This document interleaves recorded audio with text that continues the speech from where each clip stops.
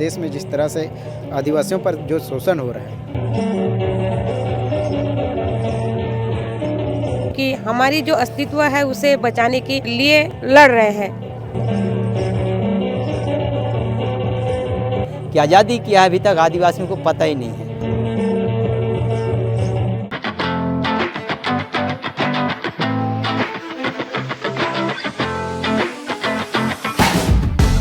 नमस्कार दोस्तों, मैं हूं अंकुर तिवारी और बहुत स्वागत है आपका।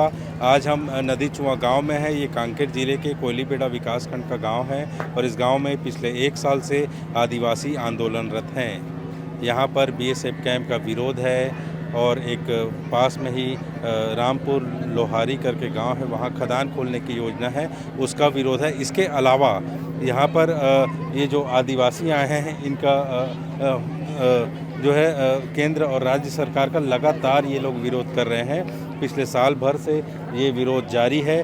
दूर दूर से आदिवासी आए हैं और अलग अलग लोग हैं। इसके अलावा जो आदिवासी समाज है उसके जो नेता हैं वो भी हमारे साथ हैं। आदिवासी समाज के सुजू टेकाम जी हमारे साथ है।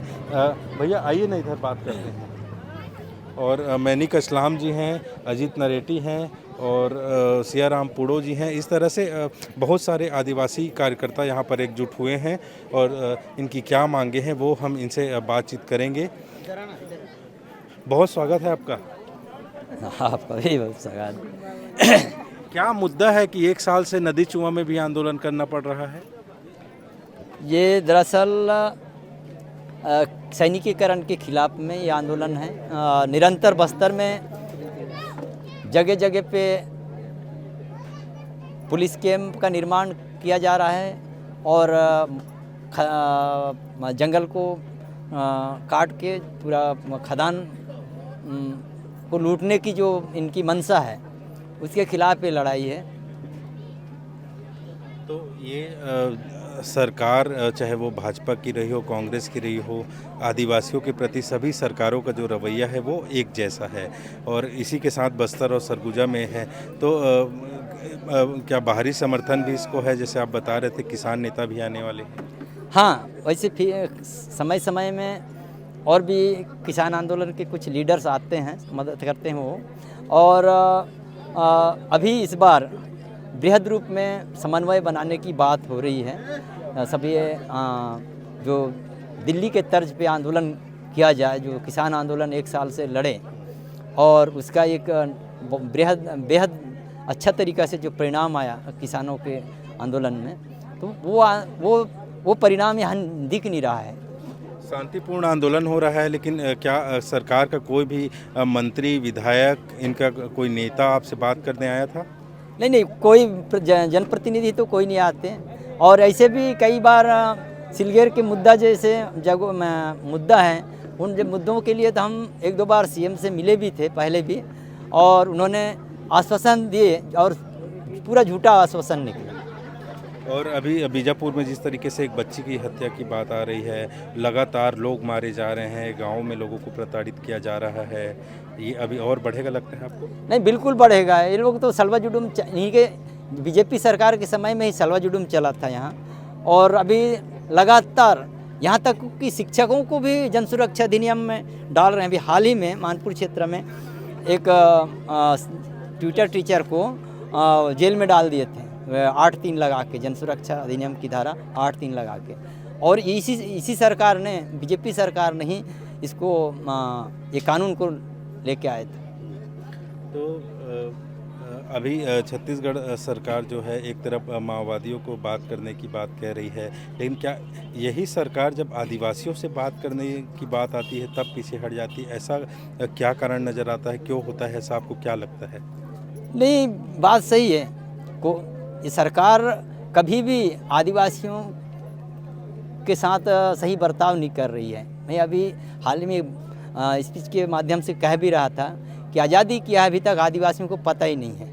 हमारे पुरखों ने लड़ते रहे 1857 के पहले से लड़ रहे हैं, और लड़ते लड़ते आज जब अंग्रेज़ चले गए तब भी हम लड़ रहे हैं। तो आखिर आज़ादी क्या है? हम हक के लिए, रोटी के लिए भी लड़ाई लड़ रहे हैं, शिक्षा के लिए भी लड़ाई लड़ रहे हैं, और जंगल को बचाने की लड़ाई लड़ रहे हैं, अपने ज़मीन को बचाने की लड़ाई लड़ रहे हैं। तो आज़ादी क्या है? और राज्य में आदिवासी मुख्यमंत्री अब बना दिए गए हैं और देश की जो राष्ट्रपति है वो भी आदिवासी है, और इसके बावजूद आप लोग को क्यों ऐसा नहीं लगता कि आपके साथ कुछ बेहतर होगा? क्या बताऊं, मैं आपको एक चीज़ कहना चाहूँगा कि जो देखिए, ये लोग रबड़ स्टम्प हैं। इनके ऊपर में जो बैठे हुए जो लोग हैं आरएसएस के, जैसे मोहन भागवत जी हैं और बीजेपी के बड़े लीडर्स हैं, उनके इशारे पर चलने वाले, एक बोल भी नहीं पाते, गूंगे और थोड़ा क्या बोलते हैं, बिना आँख वाले लोगों को ये लोग बिठाते हैं सत्ता में। अभी हाल ही में इनका राम मंदिर का प्राण प्रतिष्ठा हुआ, उसमें उनको गर्भगृह में घुसने भी नहीं दिया गया राष्ट्रपति मुर्मू को, जबकि वो देश की प्रथम नागरिक है। तीसरी चीज़ ये है कि ये लोग हमेशा चाह रहे हैं, जिस दिन राष्ट्रपति बनी मुर्मू जी, उस दिन भी 7-8 ब्राह्मणों को ला के उनको पानी छिटवा रहे हैं। तो आज भी हम प्रताड़ित हैं ना, आर्टिकल 51A के तहत ये लोग आज भी वो काम कर रहे हैं। और इस आंदोलन की बात करूं तो इसका कोई हल नज़र आता है? साल भर से यहाँ बैठे हैं, कई जगहों में 2 साल से 3 साल से लोग बैठे हैं, बस्तर में करीब 40 जगहों पे आंदोलन की बात हो रही है। तो ये कब तक आदिवासी इस तरीके से डेरा जमाए बैठे रहेंगे? क्या हल नज़र आता है इसका आपको? नहीं, इनको हाँ वही, इसमें थोड़ा सा आंदोलन में फेरबदल करना पड़ेगा, कहीं ना कहीं तो है। अब जंगल में के अंदर में ही लड़ रहे हैं, तो ये लोग माओवादी की प्रेरित आंदोलन समझ रहे हैं। शहर में जाते हैं तो वहाँ भी माओवादी बोल देते हैं लोग। अगर हम दिल्ली गए किसान आंदोलन में तो माओवादी लोग आ गए हैं बोले वहाँ। अब बताओ, हम शहर में भी जाएं तो भी माओवादी हैं, यहाँ भी रहें तो माओवादी हैं। ये कैसा तरीका है इनका?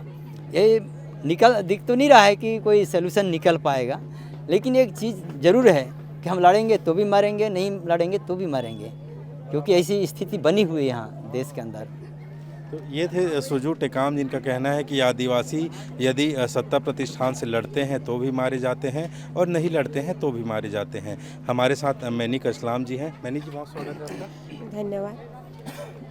आप लोग लगातार आंदोलन कर रहे हैं अलग अलग जगहों पे, महिलाओं की भूमिका कैसे देखते हैं इन आंदोलनों में? देखिए, हम लोग बस्तर में एक ही जगह नहीं, केवल नंदी चुआ नहीं, ना ही बेचाघाट नहीं, बस्तर में कम से कम 40 जगह आंदोलन है, और 40 जगह में हमारी अपनी जो अस्तित्व अस्मिता के लिए लड़ाई महिला लोग सामने बहुत ही आ रहे हैं, क्योंकि हमारी जो अस्तित्व है उसे बचाने के लिए लड़ रहे हैं।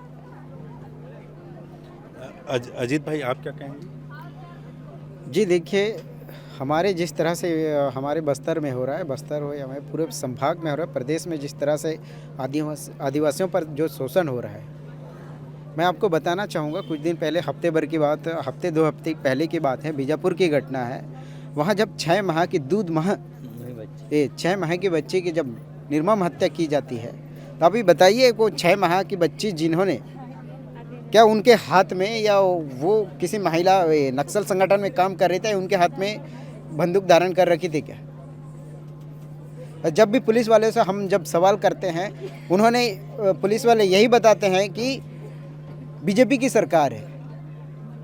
अच्छा, क्या वो सिर्फ बीजेपी वालों को पुलिस आपको इस तरह से धमकी दे रही है कि भाजपा की सरकार है, अब सुधर जाओ नहीं तो मारे जाओगे, इस तरीके की बात हो रही है? जी बिल्कुल, ये बीजेपी हमेशा हमको ये इस तरह का धमकियाँ देती रहती है, धरना शिविरों पर देती रहती है।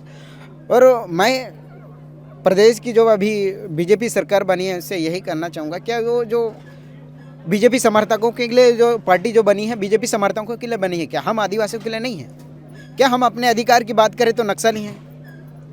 यहाँ तो ऐसे हैं जो आदिवासी, जो व्यक्ति आदिवासी का नाम लेता है उसको मारा जाता है।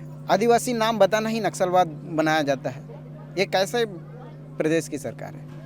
तो ये आपने सुना कि आदिवासियों का सीधे तौर पर कहना है कि इस इलाके में मारे जाने के लिए जो सरकारी सुरक्षा बलों का एक जो गिरोह है, ये अपनी मनमानी पे उतारू है और सरकार इस बात को समझने को तैयार नहीं है। यही कारण है कि आदिवासी सिर्फ आदिवासी होने के कारण मारे जा रहे हैं और अपने अस्तित्व की लड़ाई लड़ रहे हैं। नदी चुआ गाँव से अंकुर तिवारी।